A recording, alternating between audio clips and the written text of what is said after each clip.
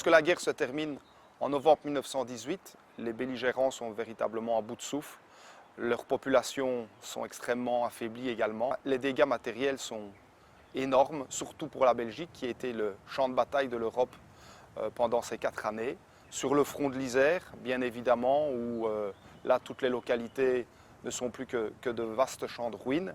Il y a un grand chantier à mettre en œuvre, mais dans la province de Namur aussi, où lors de l'invasion de 1914, plusieurs localités ont été fortement endommagées, voire complètement détruites. C'est le cas d'Andenne, de Tamines, de Dinan, mais aussi du centre de Namur et d'autres localités de l'Entre-Sambre-et-Meuse ou des Ardennes. Durant la guerre, quelques lotissements ont été réalisés, quelques aménagements, quelques baraquements ont été construits, certains par le Comité national de secours et d'alimentation, d'autres de manière beaucoup plus spontanée, avec des moyens du bord. Donc les personnes ont pu vivre dans ces ruines ou dans ces presque ruines.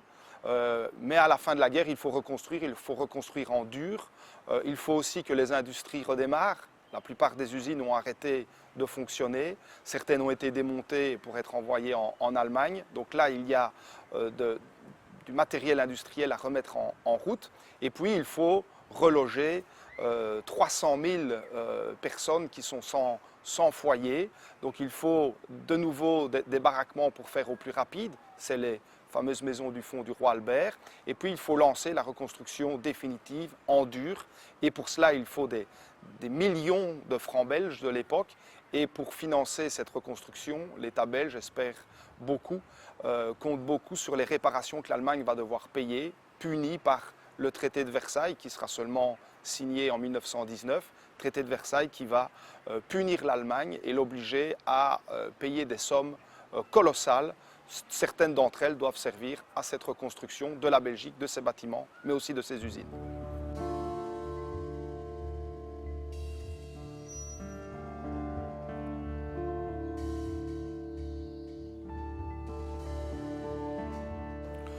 À la fin de la guerre, le bilan humain est effroyable. On compte 20 millions de victimes sur l'ensemble du continent, à la fois des civils et des militaires.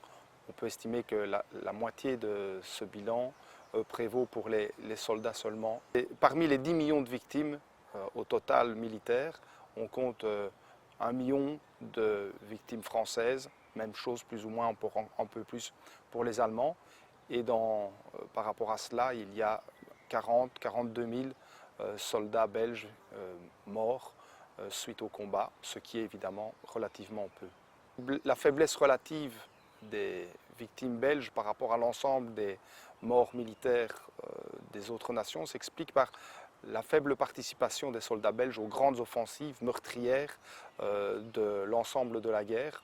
Le roi Albert, qui n'a pas à sa disposition des troupes extensible, doit limiter les pertes et donc refuse de participer à ces offensives, sauf à la dernière, la grande offensive libératrice de l'automne 1918. Ces soldats belges vont être pour la plupart enterrés, en tout cas à 50%, tout près des lieux des combats, sur le front de l'Isère, mais ailleurs aussi en Belgique. Les autres sont rapatriés dans leur village, au sein des cimetières communaux, parfois dans un carré militaire. Cette manière de procéder, on la retrouve aussi en France, où les familles qui le désirent peuvent rapatrier, si elles en ont les moyens aussi, leurs morts dans leur village. La plupart des autres laissent ces corps dans des nécropoles, avec des tombes individuelles, voire avec des fosses communes. Par contre, en Grande-Bretagne, c'est totalement différent. Là, les soldats sont inhumés sur les lieux des combats, pas du tout rapatriés. C'est le même cas en Allemagne. Donc en province de Namur, on trouve plusieurs nécropoles de nationalités différentes. On a évidemment les cimetières belges à Marchauvelette et à Belgrade. On a également des grandes nécropoles françaises du côté de Auvelais, du côté de La Motte, entre la province de Namur et la province du Hainaut. Ici à Dinan, également un cimetière français. Il reste aussi des vestiges de cimetières allemands qui ont été complètement démantelés après la Première Guerre mondiale. C'est le cas notamment à Tarsienne, où on trouve encore les traces de tombes allemandes juste à côté de tombes françaises. Il n'y a pas que les combattants qui reviennent après 1918. Il y a aussi ceux qui ont été détenus en Allemagne, les prisonniers de guerre. Et certains sont libérés juste au moment où sévit la grippe espagnole en Europe à la fin de l'année 1918. Et donc ce retour va être particulièrement pénible. Certains vont contracter la maladie. C'est le cas d'Adrien Bastin qui a été fait prisonnier après la prise de Namur en août 1914. Il est prisonnier en Allemagne jusqu'à la fin de la guerre et en octobre, quelques semaines avant la libération, il est atteint de la grippe espagnole et en meurt. Sa veuve, qui l'apprend, ne peut pas supporter la situation et va se suicider à Namur quelque temps après.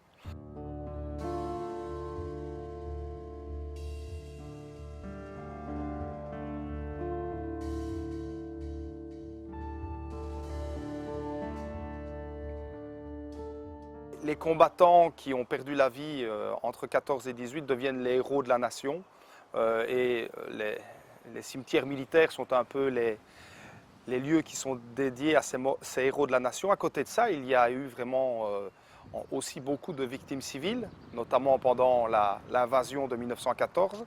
Et il y a donc d'autres lieux de repos pour elles, assez peu spécialisés. On n'a pas de nécropoles à part comme pour les victimes militaires. Et ici, les victimes civiles sont inhumées parfois dans des lieux plus communs, comme les cimetières communaux. C'est le cas ici à l'Ef. Et c'est le nombre, évidemment, et la référence à la date des tragédies en août 1914 qui en font des lieux un peu particuliers, un peu spéciaux. Sinon, ce sont des cimetières comme la plupart des autres que nous connaissons en Wallonie ou en Belgique. Et donc, voilà, tout ici, c'est la fosse commune. Les fosses communes des victimes d'août 1914. Alors, il y a des pierres tombales, mais qui n'évoquent pas la présence de corps absolument juste à cet endroit-là. Ce sont des pierres tombales qui sont distribuées un peu au hasard. C'est un lieu très particulier, donc la localité de l'Ef près de Dinan a perdu plus de 250 personnes, essentiellement des hommes, essentiellement des ouvriers de l'usine textile. Et ces hommes ont été ensevelis un petit peu partout lors des journées tragiques. Et puis, après quelques jours, pour des raisons évidemment d'hygiène, on les a exhumés de leur premier endroit de sépulture pour les rassembler ici. Donc, pour les familles qui ont des morts dans ces endroits-ci, c'est particulièrement difficile à vivre sur le plan du deuil, puisque ces familles ne disposent pas de lieu bien à elles pour se recueillir devant leur mort. Elles doivent le faire dans un endroit où d'autres dépouilles sont rassemblées, ne sachant pas si elles se trouvent devant la dépouille de leurs parents ou si c'est de quelqu'un d'autre, ce qui rend le deuil plus pénible encore. Avec un des épitaphes les plus durs, extrêmement rares, on n'en voit pratiquement jamais ailleurs. Ici, sépulture de Joseph Dubois, Alzivoirnan, fusillé par les Boches le 23 août 1914. Ça, c'est rarissime. On ne voit ça dans aucun cimetière.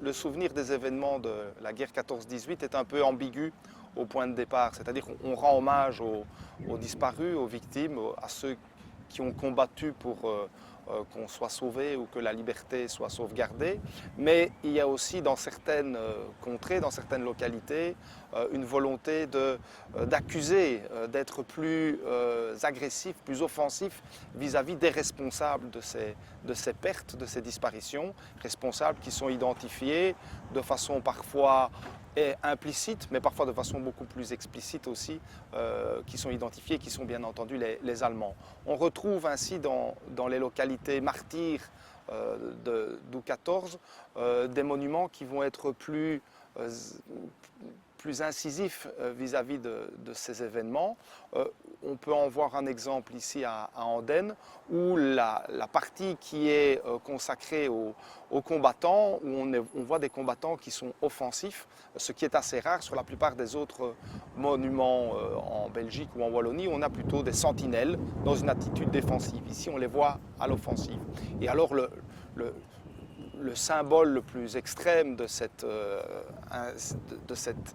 accusation, c'est bien entendu le monument qui va être élevé en 1936 à Dinan, Furore Teutonico, donc une inscription qui accuse l'Allemagne d'être une fureur, d'avoir été barbare, d'avoir agi de manière barbare, et ce monument va poser un certain nombre de problèmes diplomatiques à la Belgique.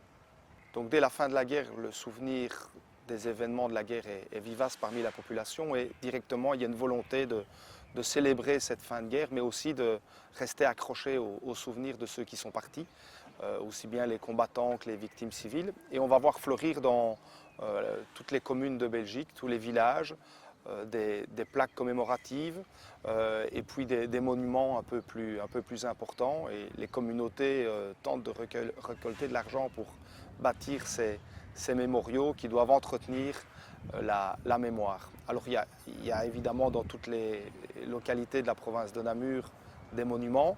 Alors il y en a un qui est un peu particulier par sa précocité, c'est le monument de Tonssanson, donc tout près d'Andenne, qui va être inauguré dès le 31 mai 1919, donc quelques mois après la fin de la guerre, un moment où on en est encore à rétablir les activités dans la Belgique. C'est un monument qui est simple, c'est un obélisque qui a pu être rapidement confectionné dans les carrières du coin, c'est un avantage de la situation. Déjà pendant la guerre, on commence à sculpter les blocs. Alors tous les symboles nationaux sont là, il y a le lion belge dont le regard est pointé vers l'Allemagne en guise de défi, voire de victoire. Il y a les symboles de la Belgique, le couple royal, dessiné de façon un petit peu maladroite. On sent un petit peu l'aspect un peu rudimentaire du travail du sculpteur. Et puis, élément intéressant, chaque face de l'obélisque est illustrée des noms des victimes, de toutes les victimes de toutes les catégories, c'est-à-dire des combattants morts au front, sur le champ de bataille, mais aussi les déportés économiques de 1916 dont certains ne sont pas revenus. C'est le cas de 2 noms ici sur le monument. On n'oublie pas non plus les martyrs de l'invasion, avec notamment l'abbé Gaspard qui était préfet de discipline au collège de Bellevue et qui a été fusillé à Suris en août 1914. Donc toutes les mémoires sont réunies ici. Ça n'est pas un élément classique, on le voit par ailleurs dans le pays. L'hommage est quand même essentiellement rendu aux combattants et très peu souvent aux victimes civiles qui sont parfois un peu oubliées. Donc après la guerre, il n'y a pas que les disparus ou les familles qui comptent des veuves et des orphelins. Il y a aussi des hommes, voire des femmes, qui gardent dans leur corps les traces des événements, des invalides, des mutilés. Mais la Belgique, très tôt, déjà pendant la guerre, va développer un certain nombre d'institutions pour tenter d'aider ces personnes, de développer des méthodes de réapprentissage, de les rendre utiles aussi dans l'effort de guerre. Et donc on a là des activités qui permettent à ces personnes invalides de s'en sortir, peut-être davantage, mais les traces restent importantes. D'autre part, la Belgique de l'après-guerre va être aussi divisée entre ceux qui sont partis pendant les événements et ceux qui sont restés. Ceux qui sont restés vont toujours un peu considérer que ceux qui ont choisi l'exil ont eu la vie facile, ce qui n'a pas clairement été le cas pour tous, loin de là. Ceux qui ont été internés aux Pays-Bas, ceux qui ont été occupés en Grande-Bretagne, mis au travail et pas très bien considérés, surtout au fur et à mesure de la guerre, ou en France non plus. Donc les souvenirs de chacun restent douloureux à propos de ces événements, et il faudra encore des générations et des générations pour qu'il y ait une compréhension entre chacun chaque famille va aussi vivre ses propres souvenirs de la guerre et les événements de commémoration entre 2014 et 2018 ont parfois pu aider ces familles à livrer des souvenirs, livrer des documents, livrer des histoires de famille et à chacun sans doute de permettre de vivre un peu plus facilement avec son propre passé et le communiquer aux autres pour faire en sorte que l'ensemble de la société en soit nourri.